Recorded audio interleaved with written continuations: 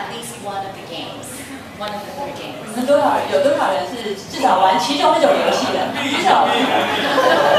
Wow.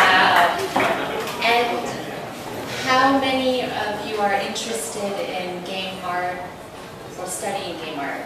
那你们有多少人是就是对那个游戏有兴趣，或者游戏艺术有兴趣，或者说就是实际上有去研读这个游戏的艺术的？ This is another reason why it was a motivating factor to have an exhibition for the Lunar Museum. 那我想说，我刚才就是现场问的几个问题，大家就可以看得说，就是你们举手的踊跃程度就等于说是为什么这个美术馆要办这个展的这个动力了。那接下来这个题目也是很有趣的题目，也可以呼应前面。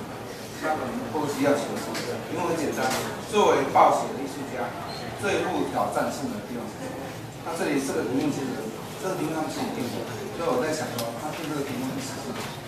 作为报写，报写是一个企业，是一个公司，企业有企业管理，公司有公司的注册。那你是艺术家，艺术家过去强调自由、自主创作。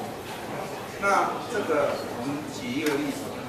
这个对面有一个展览叫做粉丝游艺 （Fans Art），这粉丝里面他们有时候办一个游戏让玩家上来玩，其中有一个比赛我觉得很有趣，然后假设你是一个被集权统治的一个国家的人民，今天要求你去设计的海报来为这个国家宣传，最后很多人还是设计错了，大家便利自甘成为他的被奴役的对象，然后设计海报为这个集权国家。